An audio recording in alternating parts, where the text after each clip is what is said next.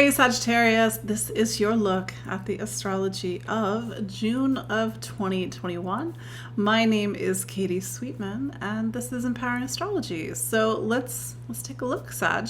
As I catch you, you're in the midst of some big shifts, namely eclipse season.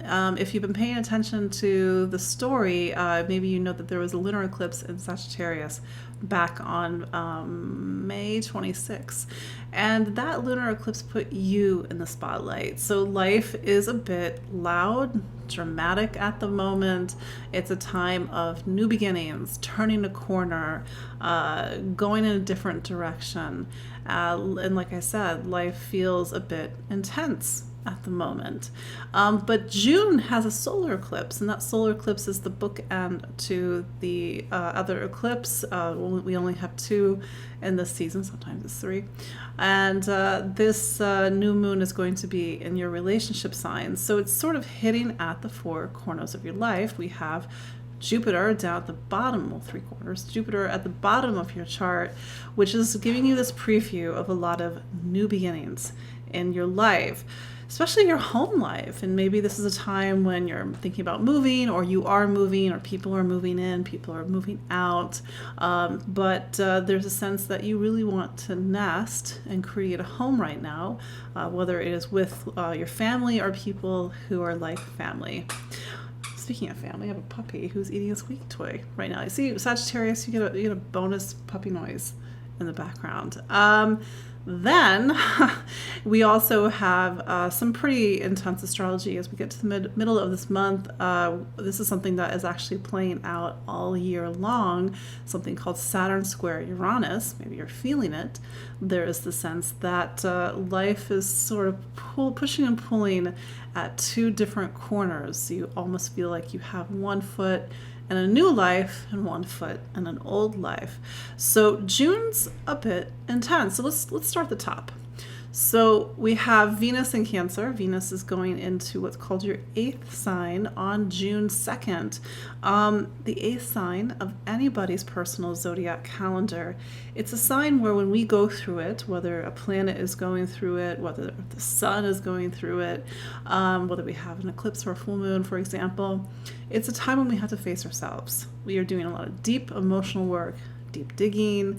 The Venus in that part of the chart maybe speaks to these themes around the past and family and past connection and intimacy and vulnerability. And Venus, it likes to be in Cancer, relatively so. So this is a time when maybe you have support in your time of doing a lot of deep work.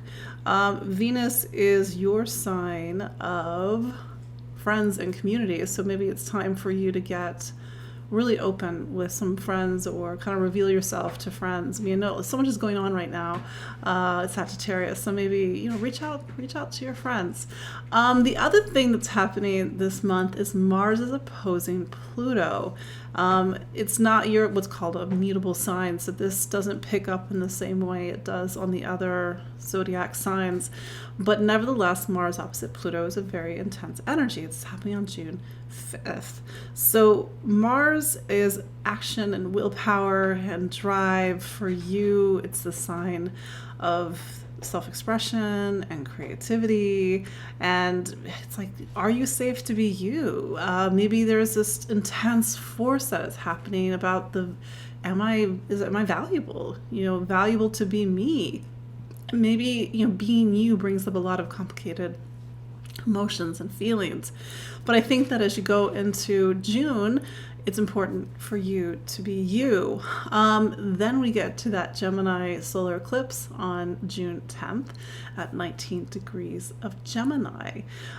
This, as I might have said earlier, Gemini is your relationship sign. So this is a time of new beginnings in relationships. If you are not in a relationship, sort of the conventional wisdom is that this is a perfect opportunity for a serious relationship to come in.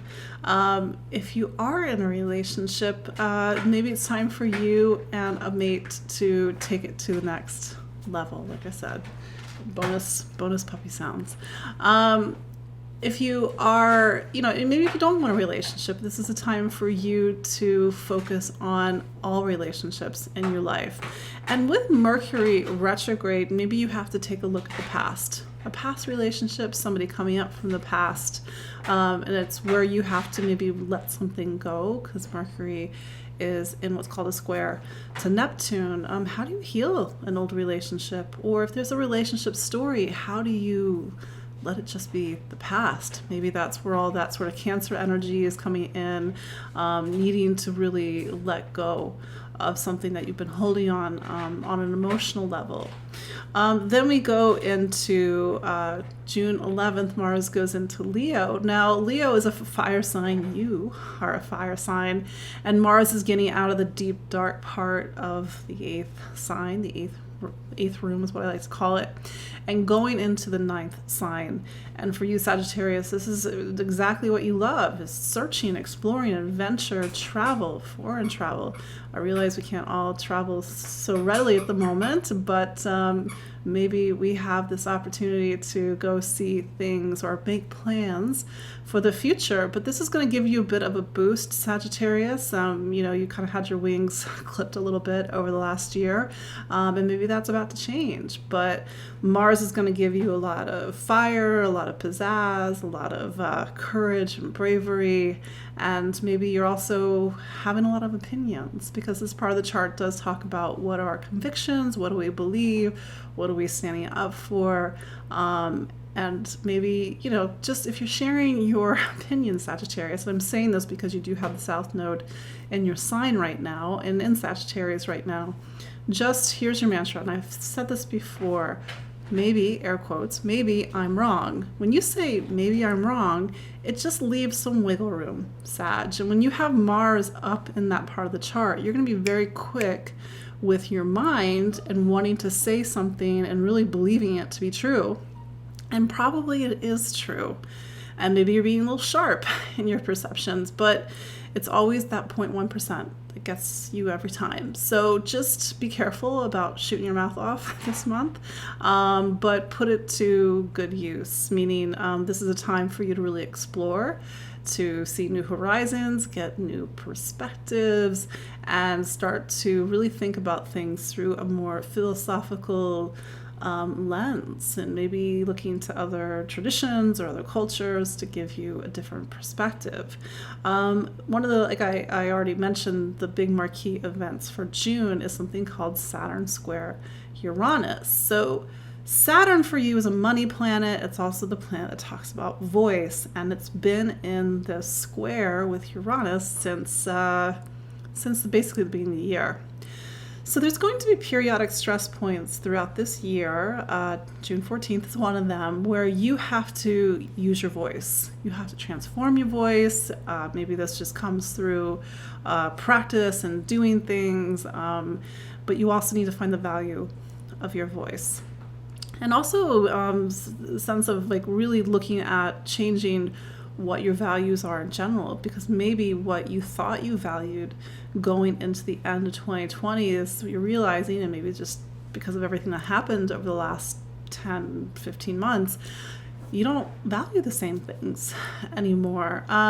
This is also trying to get you to make some changes in perhaps health and wellness, and how you take care of yourself, how you take care of your body, and also how you organize your day-to-day life. So maybe you are changing up your routine, your schedule, doing things differently, trying to reorganize the system, so to speak, making new choices. But it is a big energy. It's not hitting at you like it is some of the other signs. I think really it's the eclipses that is your main driver this month. But then I already mentioned Jupiter goes retrograde on June 20th. So Jupiter, your planet, is at the bottom of your chart. The bottom is about roots and foundation, home and family. So you are sort of in this preview, because Jupiter is only spending from mid-May until the end of July in the part of the chart that's about home and family. So maybe you're thinking about a move. Maybe you've made a move. Maybe somebody's moving in, somebody's moving out. So when Jupiter turns retrograde, it's sort of this thread in an ongoing story. And I would just be mindful or pay attention with what is coming up for you. It's probably a powerful new beginning. I think when Jupiter went into that part of the chart back, I think it was May 13th or May 11th, I can't remember, one of those was a new moon. You are in a very new chapter of your life, especially with the eclipses. And then also on the 20th of June, the sun goes into Cancer, so new season. You sort of step out of this time that was more focused on relationships and then go into this 8th sign that I've been talking about. Cancer season, so this takes you from the end of June into July, is just every year typically a time when you are feeling the feels. You have to go do the emotional work. It's about intimacy and vulnerability and opening up and getting deep into the psyche, and also focusing on financial matters as well. But then we go on the 22nd of June, we have Mercury turns direct. Mercury is one of the bigger players in your chart. It talks about your career, it talks about your relationships, and retrogrades are not bad. I'm going to keep saying that until I don't need to say it anymore. Retrogrades are just a change in a state of energy.